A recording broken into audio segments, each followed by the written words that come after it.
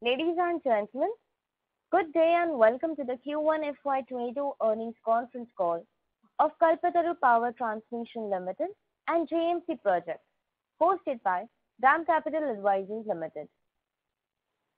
As a reminder, all participant lines will be in the listen-only mode, and there will be an opportunity for you to ask questions after the presentation concludes. Should you need assistance during the conference call, please signal an operator by pressing star then 0 on your touchtone phone. Please note that this conference is being recorded. I now hand the conference over to Ms. Bhumika Nair from DAM Capital Advisors Limited. Thank you, and over to you, ma'am. Thanks, Rituja. Good morning, everyone. Welcome to the Kalpataru Power Transmission and JMC Project 1Q FY22 earnings call. We have the management today being represented by Mr. Manish Mohnot, Managing Director and CEO, Mr. Amit Uplenchwar, Director Group Strategy and Subsidiaries Operation, Mr. Ram Patodia, President Finance and CFO, and Mr. S.K. Tripathi, Managing Director and CEO, JMC Project. I'll now hand over the floor to Mr. Manish Mohnot for his initial remarks, post which we'll open up the floor for Q&A. Over to you, sir. Thank you, Bhumika. Welcome everyone and very good day to all of you. I'm thankful to you for attending this earnings call of KPTL and JMC. Before I move into details of our financial performance for Q1, I will quickly share an update on our business operations and status of long-term assets. Both KPTL and JMC have reported year-on-year revenue and profitability growth despite the challenges posed by lockdown in many states due to emergence of second wave of COVID. We are able to record much better business growth compared to similar period last year. Our business continuity plans and technology-backed systems and processes have helped us to ensure execution across all our projects. The current business environment continues to remain difficult with unprecedented increase in international freight charges and rising commodity prices. Additionally, the supply chain issues are leading to pressure on margins and delays in tower and other material dispatches. However, we remain confident to navigate the volatile environment by diligently managing our cash flows, optimizing our cost, and improving our working capital cycle. We have received record order inflows of rupees 5,524 crores at consolidated level till date in financial year 22. Our business outlook for all of our businesses remain robust, and we remain confident to achieve our targeted order inflows for the full year at consolidated level. We made considerable progress on restructuring of road BOT assets.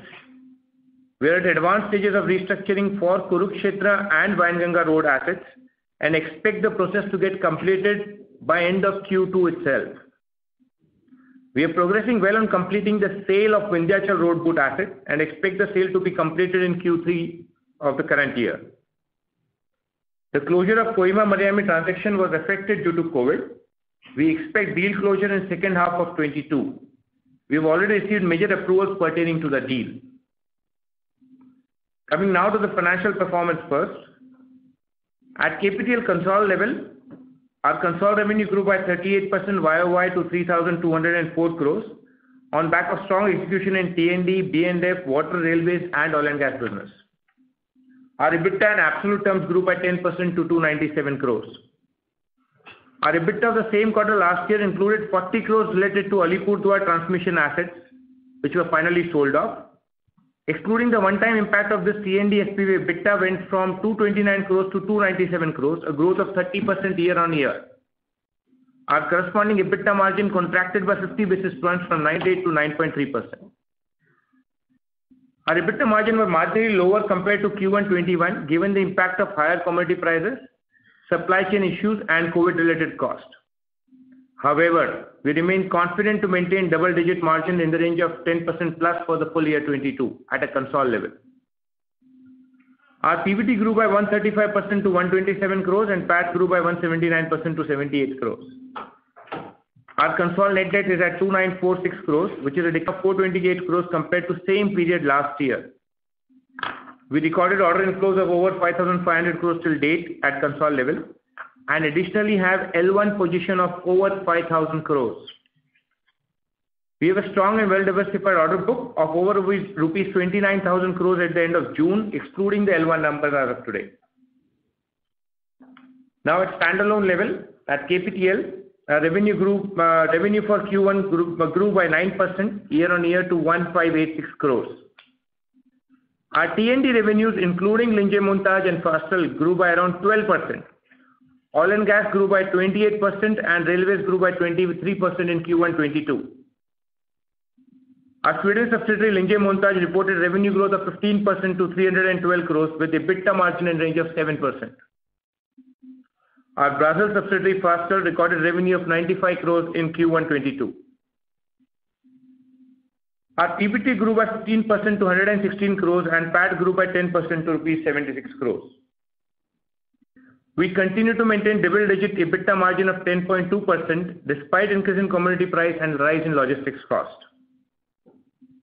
Our net debt increased to rupees 1,222 crores on account of lower collections due to COVID. However, relaxations in travel restrictions and resumption of business collections have started to improve from July 22 onwards, and debt has reduced at the end of July.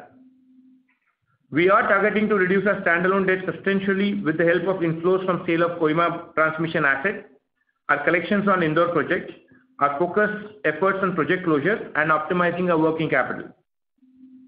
At KPTL, we received orders of 865 crores till date in financial year 22. Additionally, we have L1 of rupees 2,550 crores. We have witnessed delays in tendering activities and finalization of orders. However, we expect ordering to pick up in the next few months. Our standalone order book at the end of June 21 was rupees 13,397 crores. At JMC standalone level, our revenue grew by 139%, was driven by robust execution across all segments. JMC's EBITDA margin improved compared to last year, but were impacted due to job mix, rise in material costs, and COVID-related expenses. Most of the contracts in JMC have pass-through clause and will be billed to the client during the year. Our PBT and PAT improved by 163% and 173% respectively. Our net debt at JMC is 717 crores at the end of June 21. Our debt levels remain in line with business growth. However, for the year end, we are targeting to maintain JMC debt at similar levels as at the end of March 2021, approximately 500 crores. At JMC, we received order inflows of 4,659 crores till date in financial year 22. This includes two large orders we received in Africa. Additionally, JMC has L1 position of 2,500 crores, mainly in water and international B&F projects.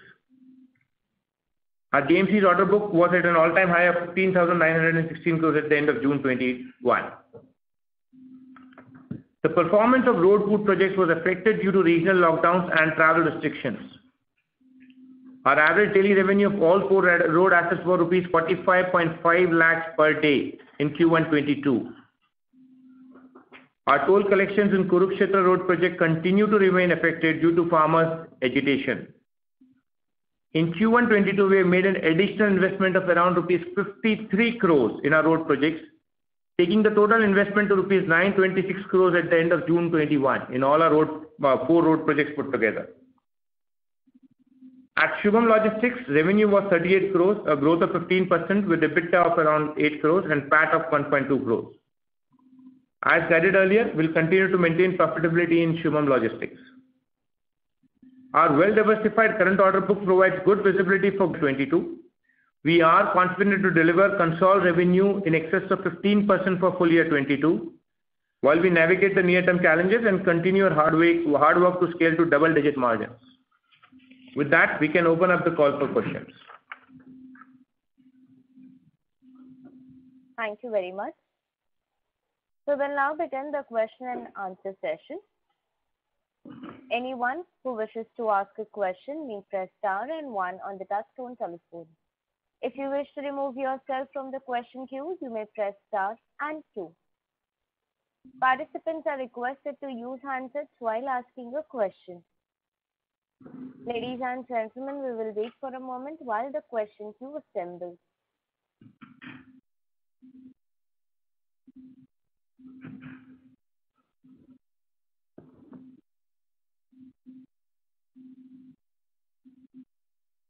The first question is from the line of Parikshit Kandpal from HDFC Securities. Please go ahead. Hi sir, my first question is on the asset business.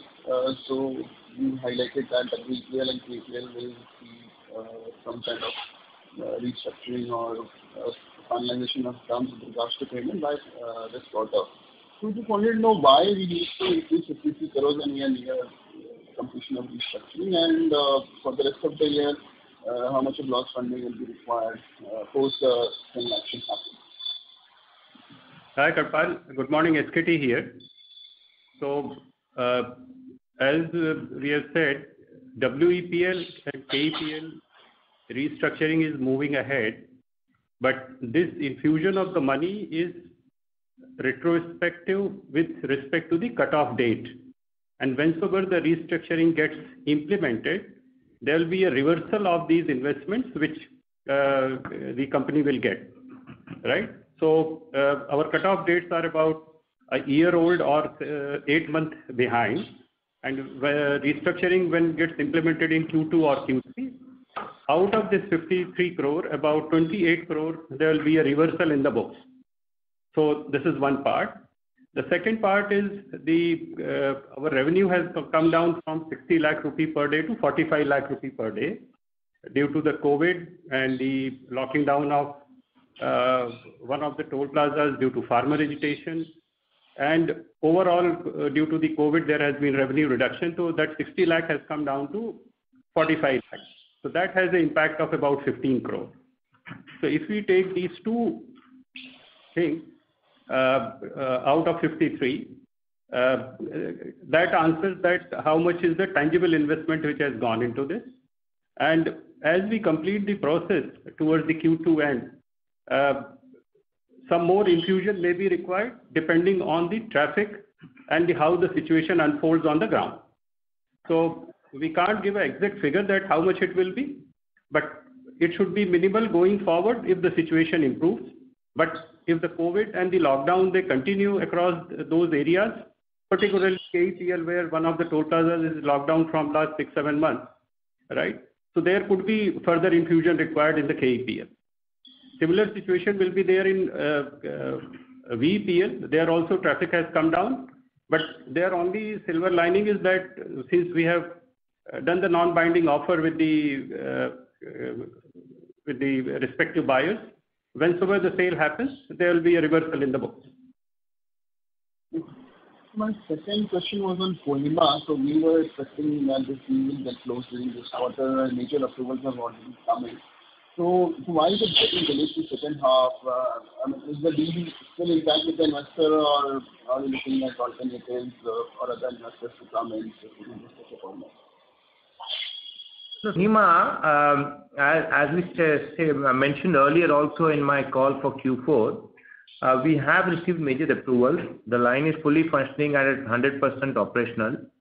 There are a few approvals which are pending, a few approvals at the banking level which are pending, and a few approvals from a regulatory side which are pending. We stay committed, we continue to be committed on making sure that the deal gets completed in Q2.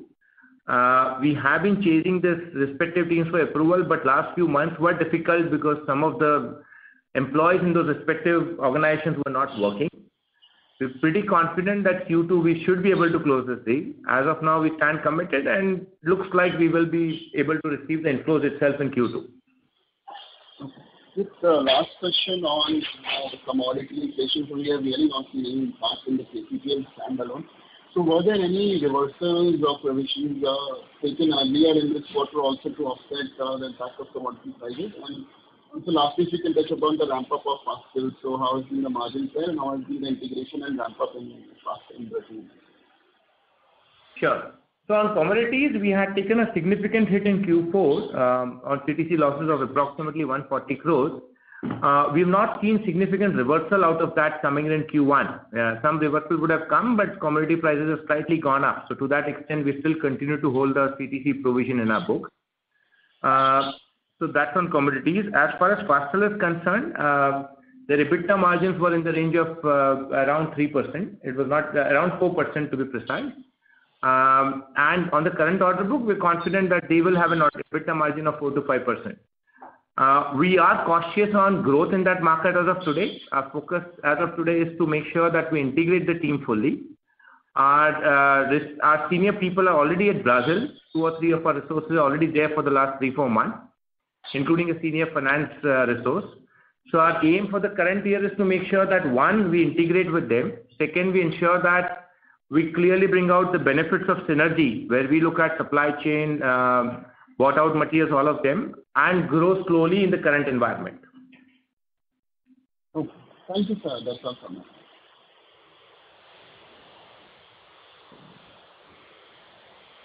Thank you.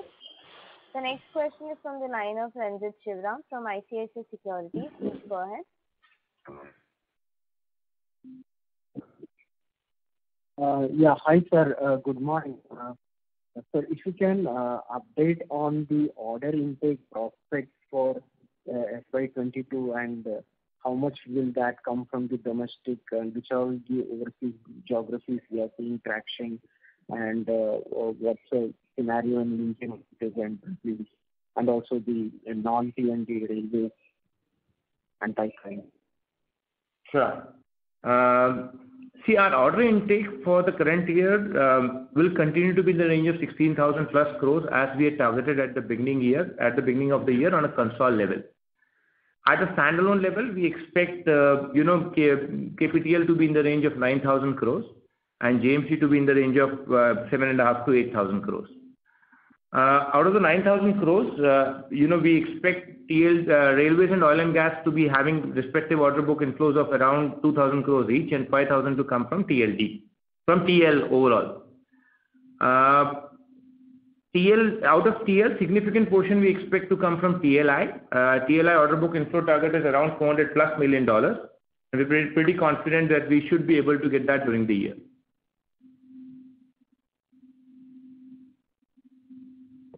Okay, and regarding railways and pipeline? So I mentioned that earlier. Railways and oil and gas, the order intake target for the current year is around 2,000 crores. Out of which as of today, we have visibility for railways. We've already got orders of 500 odd crores, and pipeline we are L1 in approximately 500 crores as of now. Okay, and regarding this Kohima Mariani, there was some issue in terms of this PLC not getting qualified, and we have to look for some other party. So what status is that? No, I am not aware of any such issue in Kohima Mariani. We are committed to doing the deal with CLP. They have got the relevant approvals from the government, including the FIPP and all the approvals. So we had this issue at ATL earlier, which was last year, and that's why we had to sell it to some other organization. But as far as KMTL is concerned, I'm not aware of any such issues. We are on track to going ahead and doing this deal with CLP. Okay, so there is no issue in terms of CLP in this particular transaction? No, there are no such issues. Okay, and so what's our target debt for this year or the net cash level? How are we looking at for KPTL now? So we continue to stay committed to our targets of negligible debt at the year end because we expect the cash flows out of KMTL and Indore to come significantly in the current year. So we continue to stay targeted at negligible debts closer to zero level at KPTL standalone level. Okay, and any more capital commitments which we have made for Shubham or any of the subsidiaries from KPTL standalone, or is all the subsidiaries will be able to take care of themselves? As of today, we have no capital commitments for any of our subsidiaries, including Shubham. I think they are now moving in the right direction of profitable growth. So we do not see any capital commitments to any of the subsidiaries in the near future. Okay, so I'll join for further questions. Thank you.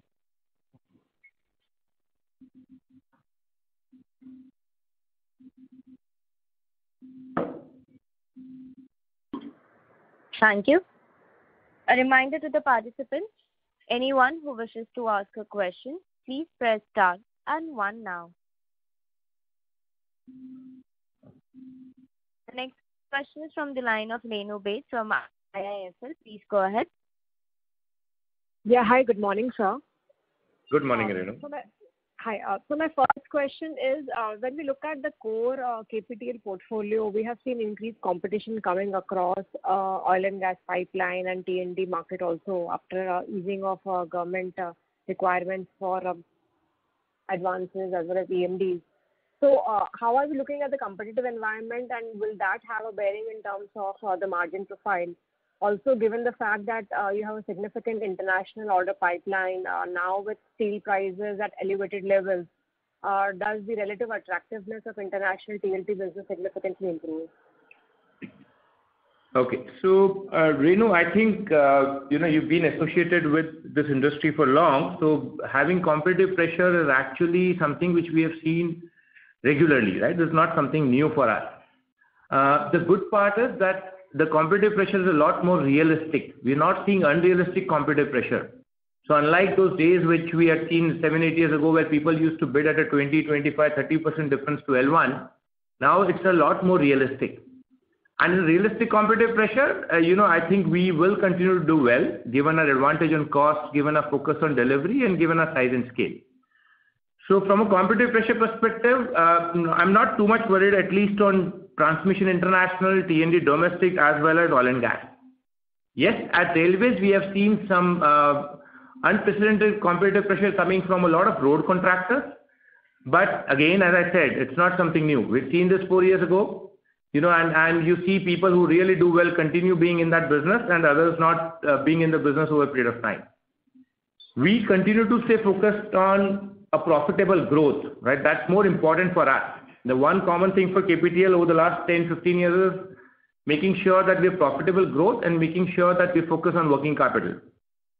So with that, I do not see much pressure coming in. And even if it comes in, I'm very clear. We will not compromise on profit for growth. Sure. That's one side. On the international front, yes, you're right. Oil and gas now is seeing a lot of traction. Over the last few months or over the last quarter, we submitted tenders in 5 or 6 countries. A few of them, we just missed it. One of them, I know we missed it with 0.5% in one of the Middle East geographies. We continue to remain focused on that and pretty confident that in the current year, we should at least have a few international projects in oil and gas. As far as international transmission opportunities are concerned, we had some setback. All of you all are aware out of the World Bank debacle which happened last year. We should be getting out of it very, very soon. There's hardly any time left. And from that time onwards, our opportunity will increase a lot more. So we continue to stay bullish on international TLI, and I'm confident that we're looking at a 15% plus growth for that business for the current year. Sure. So the second question would be to understand in JMC, given that there has been some weakness owing to cost issues in this quarter, broadly, how should we look at the margin profile for the current year and from a next 2 to 3 year perspective, also with the backdrop of improving mix and order backlog volume? Yeah. So JMC, as we said in the beginning of the call, we will remain on a double-digit margin. This current quarter is primarily due to the job mix which we are handling, as well as some pressure on the prices of the materials, for which the escalation will get realized in the later quarters.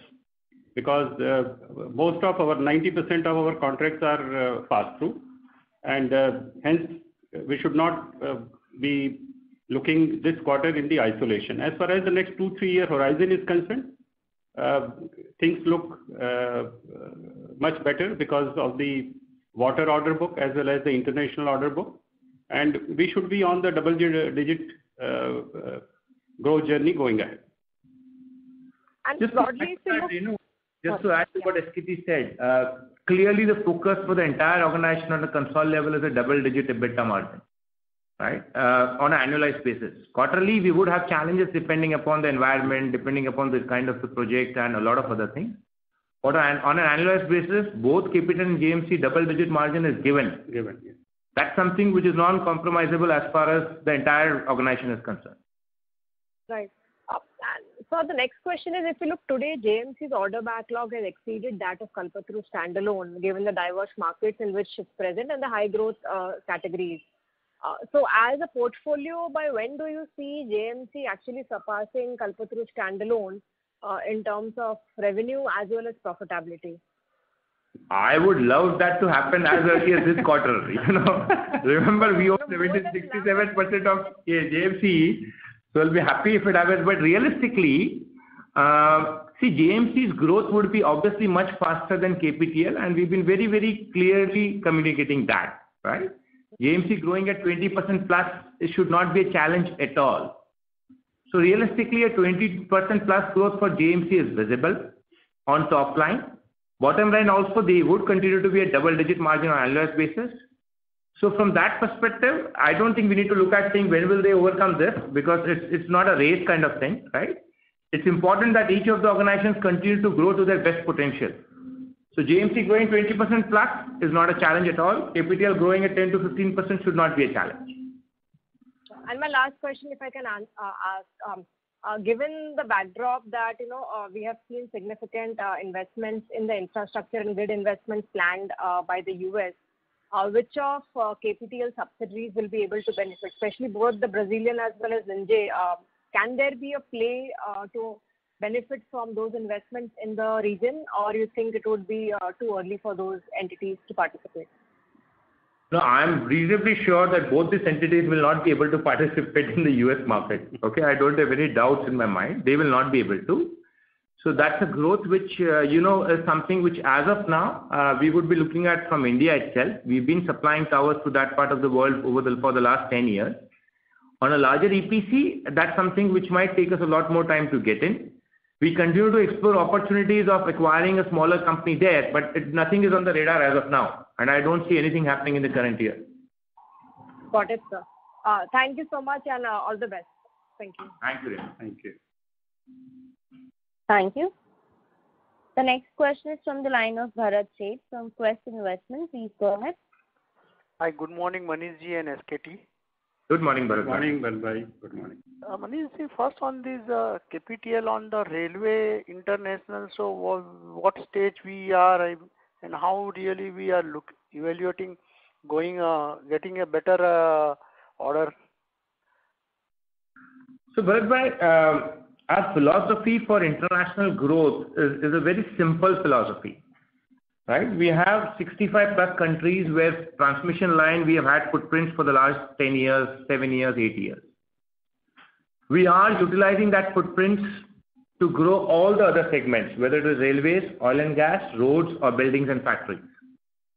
And you've seen that across the group. You've seen significant growth in international order book at JMC in the last 6 months. Correct. We have already communicated oil and gas. We've submitted 6-7 tenders in 6-7 countries. We've not been lucky till now, but that's the nature of our business, right? You need to be trying hard to make sure that you succeed. Correct. Even for railways, we have a similar strategy. We have shortlisted a few countries in Africa without getting into specific detail where we are focused as of now. Also, we continue to be looking at opportunities in the neighboring countries, Bangladesh, Sri Lanka, for railway projects. And confident that over the next 6 to 9 months, we should be getting one order at least on railway in the international business. Okay. And sir, you said a reduction in this KPTL standalone debt. How much are we really building in a cash inflow from the Indore project, and what is the status of that project? So we are targeting cash inflow of approximately 150 plus crores in the current year as far as Indore project is concerned. Okay. Q1 did not been able to do much, primarily because of issues of COVID. Correct. Right? The project is nearly completed, except one building. All buildings have got OC. The last building also we expect OC to come sometimes in Q3. Okay. We expect a lot of sales to happen from the current quarter itself, and I am aware that in July itself we have seen 6-7 flats getting sold. Okay. So we expect cash flow of approximate minimum of 150 crores coming in the current year on Indore. Okay. Sir, and last question on this KPTL, are we really looking Linte Montage position in African market from where we have currently a sanction or a temporary imposition of this not bidding in African market? So are we really evaluating that opportunity? No, not at all, Bharat Bhai. KPTL in no transmission projects would be allowed to bid till October in wherever World Bank and funded opportunities are available. So till October, we are not utilizing this at all. As far as Linje Montage is concerned, the focus of Linje Montage is more the Nordic market, and that is clearly what is going to drive growth for them, and nothing beyond Nordic market as of today. So I mean, in Nordic market, a lot of solar projects are coming up, and they are going very aggressively on renewable. So how one really look at, I mean, over a 2-3 years time frame on Linje Montage position? So you're right. A lot of renewable focus in the Nordic market will also entail a lot of opportunities on power transmission, distribution, and cabling jobs. Correct. Right? And we see that we've seen last 2 years that business has grown by closer to 100%. From the time we acquired to where we are today, we have doubled ourselves on every aspect. We expect this business to continue growing by 15-20% at the minimal from the Sweden market itself. Okay. Beyond that, we continue to explore opportunities in the neighboring countries. That could be additional growth, but as of today, we'll not be able to give you a targeted number for that. Okay. Sir, on now coming to this JMC, we have already order win till June, plus L1 is around 6,000 crore. So why we are giving target of around 7,000 crore only order inflow? If you can say more thought process, or really we will expect to revisit post Q2. So, Bharat Bhai, we will definitely relook, but at the same time, we will remain cautious in terms of the order booking, keeping the quality in mind, right? With the good order book in hand, we will be very selective going forward, and we will be more focusing on the delivery, which is paramount in this business. So, yes, there is an opportunity, but we will be very selective, and hence we will be cautious. Yes, the 6,000 may become plus minus another 5-10%, but we are not looking forward some big leap jump on those numbers. So just to add to that, Bharat Bhai, it's important, and as SKT rightly said, it's important to make sure the delivery catches up in the same speed. We have built a team, we're confident it will deliver.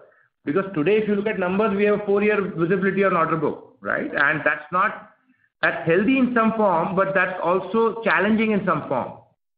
Right? So our aim is, yes, we will continue to take good orders, as SKT clearly said, but it's not that we're going to make that 7,000 become 15,000, something like that. Plus minus 1,000 crores can happen, but nothing beyond that.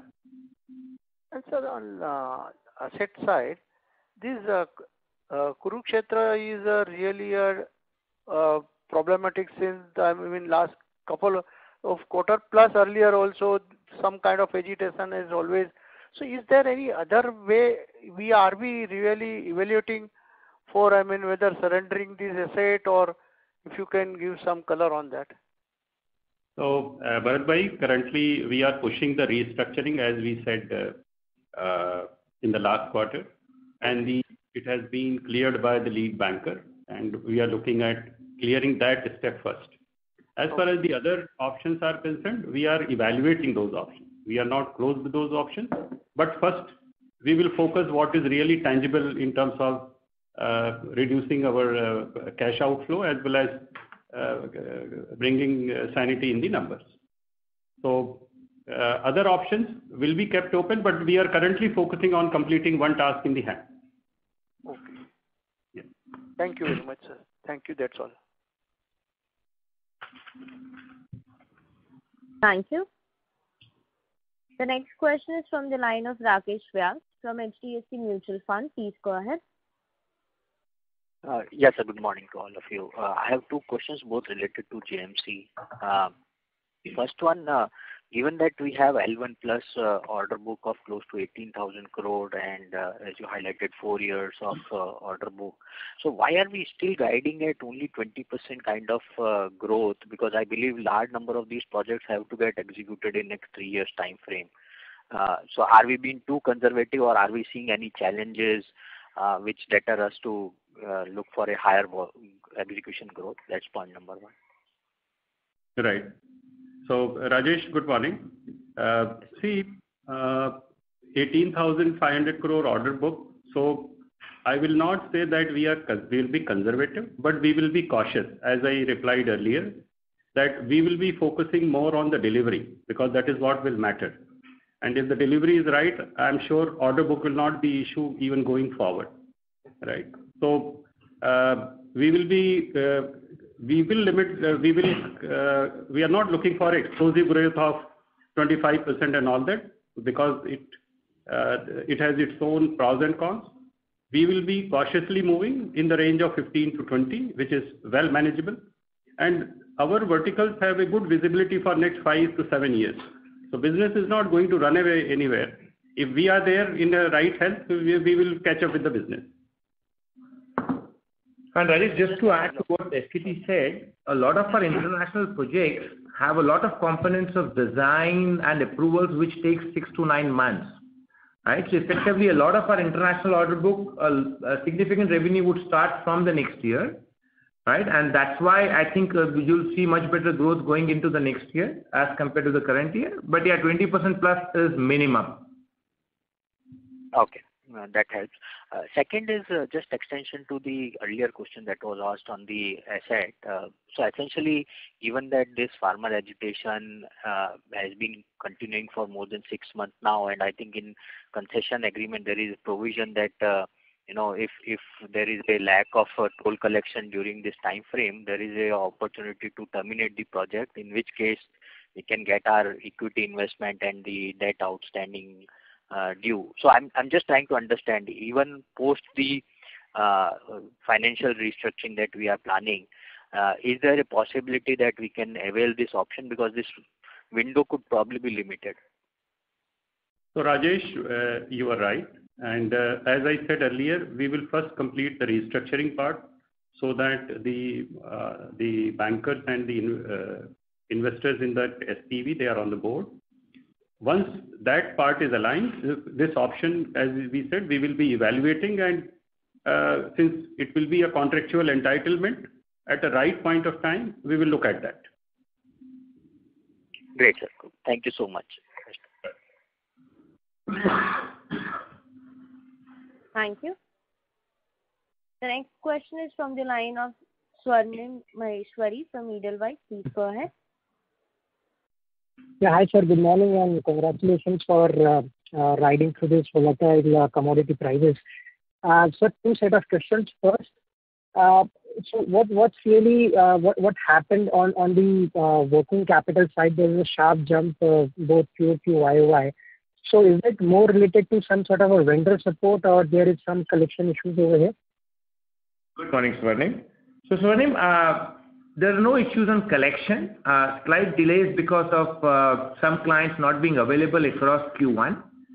But that's been a typical trend if you look at the history for the last 5 years, excluding the previous year. Right? Previous year was a COVID year. That Q1 debt always goes up by 200, 300, 400 crores because this is the quarter where we really push up payment to all the vendors and make sure that things are in line to achieve our annual target. So that's a trend. So I wouldn't say that there could be some delay in collections, but it's not that there's a significant delay in collections which have happened. We're confident that getting into Q2, this debt should start coming down, and by the end of the year, we'll be on targeted numbers of KPTL at negligible debt and JMC have closer to 500 plus crores at a net debt level. So essentially, this is vendor support. Sorry? Essentially, this is the high working capital is due to the vendor support, which should actually come down gradually. Yes. It's also vendor support, a few other aspects, but yes, significant payment has gone to vendors.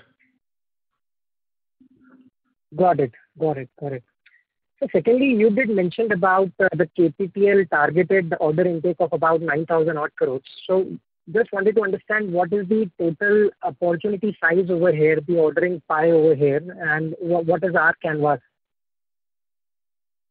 So, the opportunity size is very different for different business learning. If you ask me on the transmission domestic side, we can see, tenders of approximately 10,000 plus crores coming over the next 6 months from a lot of SEBs and Power Grid, which is on the BOT project. On the international front, the opportunity will be very different a few months from now. You're aware that till October we have some restrictions, but after that we believe that the opportunity is much higher. It could be Africa, which continues to be our core focus, could be much, much higher. We're talking of maybe $500 to $600 million worth of opportunity to be bid over the next 2 quarters itself. As far as oil and gas is concerned, we're seeing a lot of traction on the domestic front also, with a lot of tenders coming in from GAIL, from IOCL, from GSPC, and we're pretty confident that achieving that 2,000 plus crores of order inflow would not be a challenge. As far as railways are concerned, again, tenders have started coming in, both for electrification, widening, as well as for metro projects. We have been slightly cautious given the competitive, intense competition in that sector, but pretty confident that we should be able to achieve that 1,500 to 2,000 crores what we have targeted. All right. So, I mean, overall, I can say that the overall pipeline for you is close to about 45,000 crores, taking everything into consideration. Yes, I think for KPTL, easily within the next 6 to 9 months, we will have tenders of 40 to 45,000 crores to be bid. Great. And what would be the similar number for JNC, sir? So JNC, if I go sector-wise, the opportunity scale will be plus 50,000 crore in every sector. So let it be the water or let it be urban infra as well as the international. So it will be plus 50,000 crore in each sector. Got it. Got it.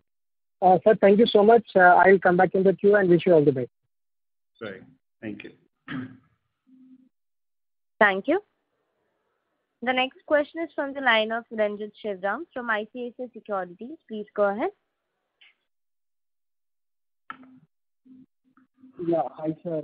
Just wanted to check regarding any thoughts on the strategic divestment of Shubham, which we have been planning for long. Any progress on that, or what are the thought process regarding Shubham?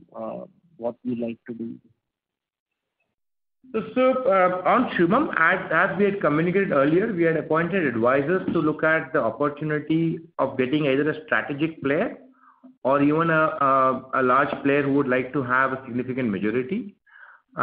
Based on the evaluation done by our advisors, we believe that it might not happen very soon because the market for agri-logistics is not as bullish as some of the other markets. But we continue to do well on the operational front. So my own assessment is that this will get delayed for some time, and in the next couple of years, there might not be a disinvestment which will happen at Shubham. But at the same time, we're pretty confident that Shubham in the current environment with their leverage ratios and with the capital what they have, they will continue to grow one way on top line as well as profitability, and we might not have to infuse any further equity in Shubham. Okay. And sir, if we wanted to get an update on the promoter pledge, and what is the progress on that as per the last discussion? So is that what is the overall sense on the promoter pledge, and how do they plan to reduce? We can update us on that. Yeah, sure. So I think we can give you an update which all of us have. So promoters pledge has continuously come down over the last 3 quarters. In the previous quarter also, we saw a reduction of more than 5%. As of today, promoters pledge is around 45% of their holding. We had a commitment from the promoters that this will come down to 40% odd by December. So I think we're seeing continuous reduction in promoters pledge, and we're pretty confident that this will be at normal levels before the year end. Okay, sir. Thanks and all the best. That's from my side. Thank you. Thank you. A reminder to participants, to ask a question, please press star and 1 now. The next question is from the line of Runal Sioni from Sharekhan. Please go ahead. Yeah, good morning, sir. I had just a couple of questions. So first one is that,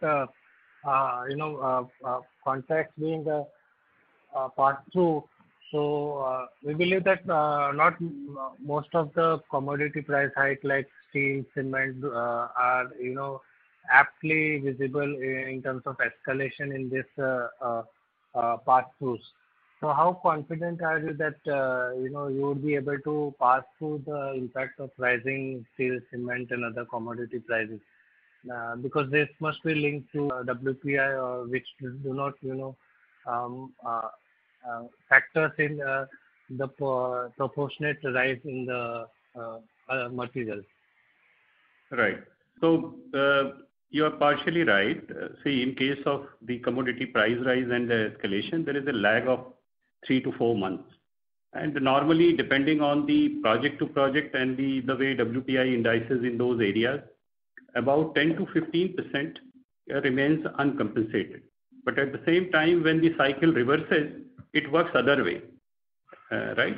So that is why there will be some incremental loss due to the escalation, but majority of it will get covered, right? This is what historical, and our almost 90 to 95% contracts are covered under the escalation formula or pass through the developers directly. So we are okay with that price escalation and coverage by the escalation.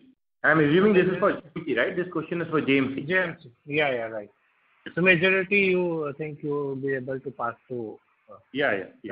And second thing is that what kind of difference is there in terms of margins with respect to domestic and international projects in JMC?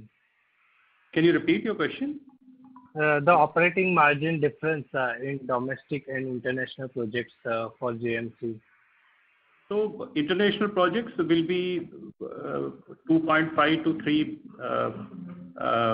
basis points higher than the domestic in overall performance when we look at the job end.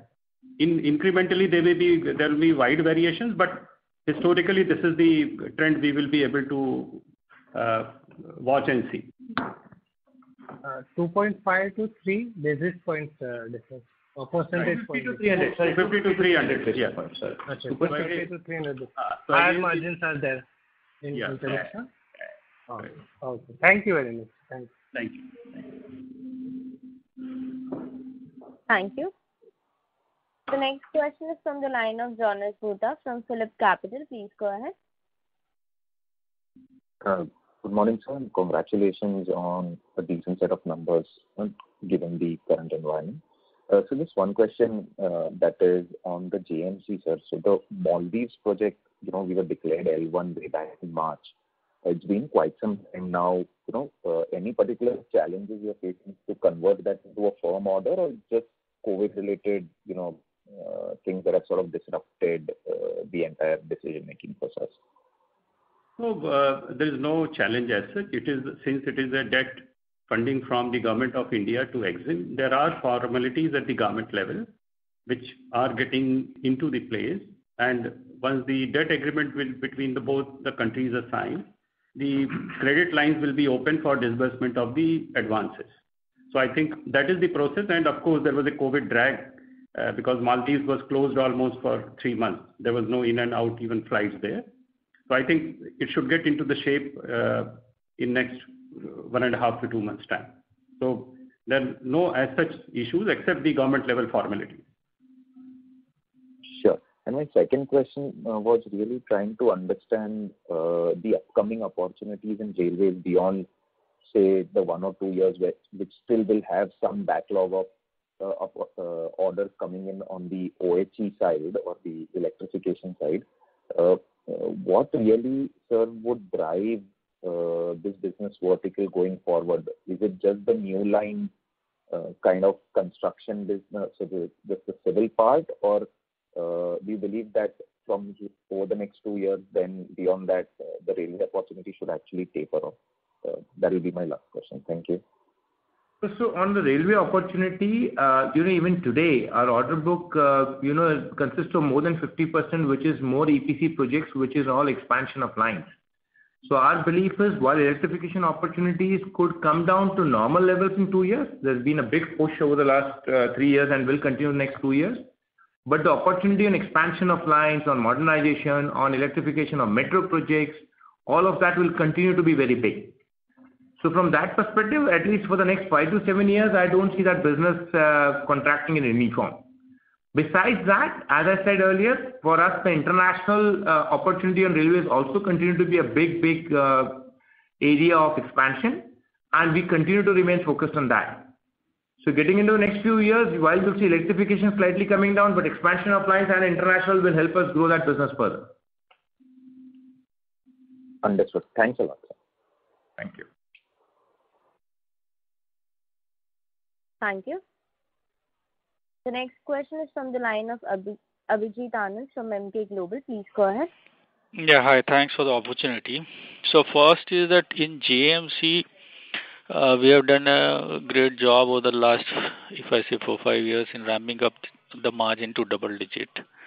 Now my question is that with 15-20% sales growth for the next 3-4 years, what are the probabilities of JMC margins moving up maybe by 100-200 basis point higher?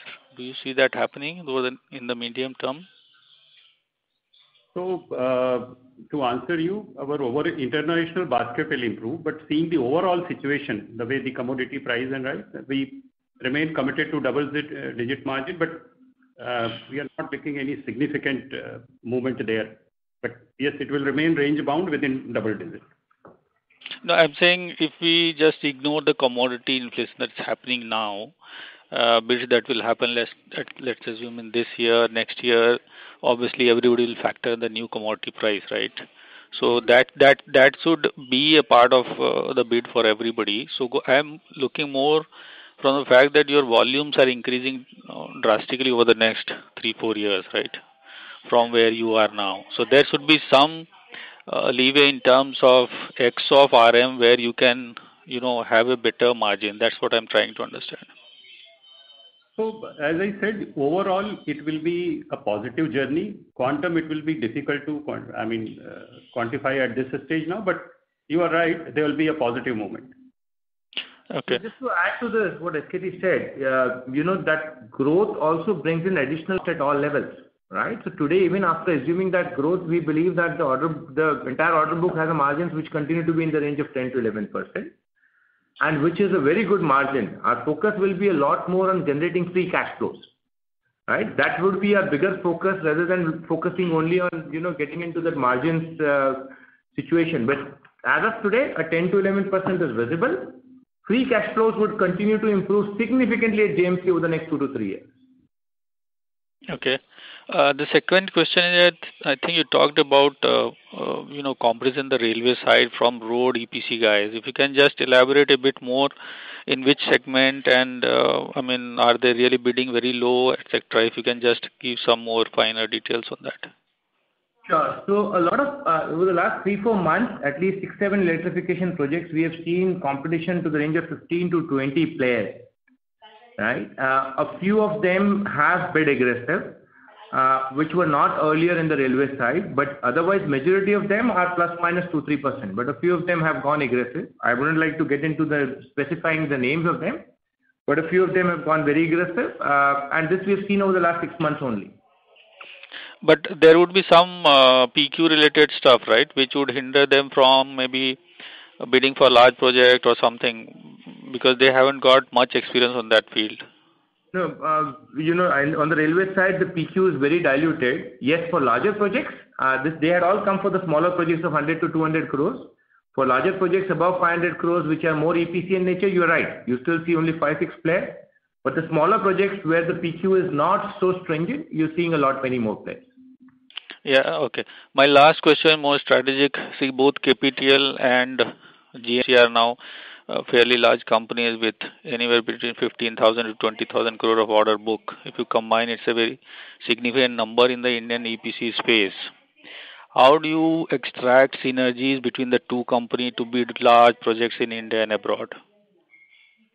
So as of today, extracting synergy is a teamwork which happens between different business units, and we don't have a challenge in that. So you would have seen a lot of projects, in railways which JMC wins and where KPTL works and vice versa.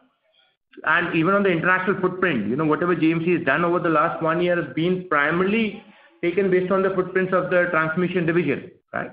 So we do not have any problem in terms of working together. At the same time, we continue to work on standardizing processes, systems within the two organizations. to see at an appropriate time if we could explore opportunities of merging the two things. But this would be completely dependent on the senior management's approval. Okay. Thanks a lot, sir. Thank you. Thank you. The next question is from the line of Bhavin Vithlani from SBI Mutual Fund. Please go ahead. Thank you for the opportunity. If you could give us an outlook on specifically the buildings and the factory segment for JMC in terms of order flows, the opportunity varying between residential, airport, and other industrial-related aspects. Yeah. So opportunity across all the three segments are there: residential, commercial, as well as the factory. Factory side, always the volume has been less, which continue to be so.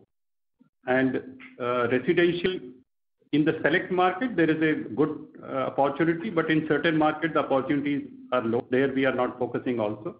But as an overall strategy, we will be overall navigating in the B&F more towards the commercial. So there are opportunities in the residential compared to the commercial, but we are very selective because the gestation period of the residential projects become very high, and that is something which is not good for us. So that is how currently the outlook is on the overall B&F sector. Just a clarification. Commercial will also include the data center projects? Right. They include the data centers. Yeah. The second part is on T&D domestic. If Manish, you could give us an outlook. And a couple of the equipment manufacturers have highlighted 3 to 4 large HVDC projects expected over the next 2 years. So does Kalpataru get an opportunity on the transmission line segment over a next 2-year basis? What is the kind of landscape that you are seeing on an annualized basis on the T&D domestic total addressable market for Kalpataru? So Bhavin, let me divide this into 2 or 3 segments. First, to answer your question, 3 or 4 large HVDC lines, yes, we expect those lines to come in the next 6 to 9 months, and that's a big opportunity. But getting into the details, as of today, on the TBCB side, there are around 12 projects which are up for bid over the next 3 to 4 months. And that could be a size of around 8,000 to 10,000 crores for both TL and substation. Right? So on this, we would be bidding along with any of the large guys as a EPC player, whether it's going to be PGCL or any of the private players. So that's one market. And that market would continue to be staying at levels of 10 to 15,000 crores on an annualized basis. Besides that, we're seeing a lot of opportunities coming from state level projects. So southern states, we see a lot of projects coming up, whether it is Karnataka, Tamil Nadu, and even eastern states and northeastern states. That opportunity to us looks like a 5 to 10,000 crores easily opportunity, only in this 6-7 states, without even getting into the north and west, where we do not see too many opportunities coming up at the current environment. With this too, I believe 20 to 25,000 crores worth of bids on TLD should not be a challenge at all. Besides this, the neighboring countries, the SARC, which is done by our transmission domestic team, is also a good opportunity, whether it is Bangladesh, Nepal, or Sri Lanka. And that itself could be an opportunity of 3 to 5,000 crores on an annualized basis.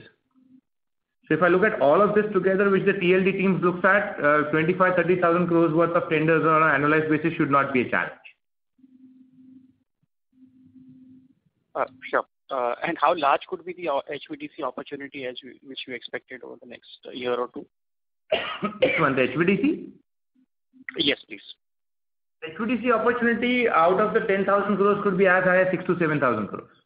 On totality, out of which equipment could be only 20% or 25%, but the total opportunity could be in the range of 6 to 7,000 crores. Sure. Yeah. Thank you so much for taking my questions. Thank you, Bhavin. Thank you. The next question is from the line of Bharat Seth from Quest Investment. Please go ahead.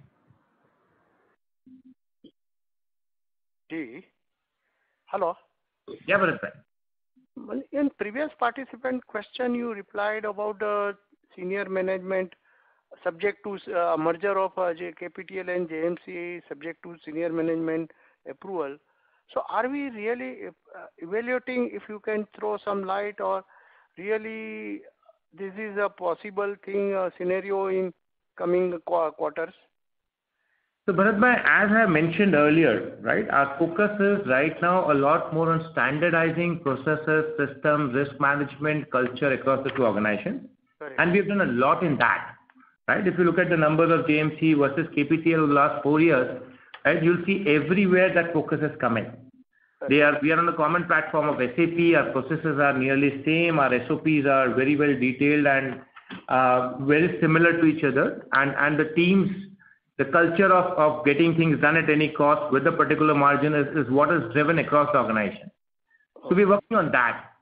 At the same time, we continue to explore this opportunity, and at the right time, I'm sure we would be presenting this to the board, and depending upon how the boards react to it, we will take it further.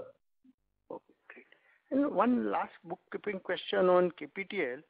The other expenses has shoot up substantially. So is there any one-off? Yes, and I was expecting this to come up. Yes, there's a significant increase in the freight cost, and closer to a $3 million impact has come in freight in Q1 on some of our international delivery on some of our projects. So for the current year, at the current freight levels, we expect a hit of around $6 million, out of which $3 million we've already taken in Q1. And that's a significant increase which has come in. And that is the only thing. Otherwise, rest of are normal. Yeah, rest are normal. Okay, thank you. That's all. Thank you. Ladies and gentlemen, this was the last question for today. I would now like to hand the conference over to Ms. Bhumika Nair for closing comments. Yes, I would just like to thank everyone for being on the call and the management opportunity to host you, and wishing you all the very best. Thank you very much, sir. Thank you, Bhumika. Thank you, everyone. Thank you. Sure. Thank you. On behalf of DAM Capital Advisors Limited, that concludes this conference. Thank you for joining us, and you may now disconnect your lines.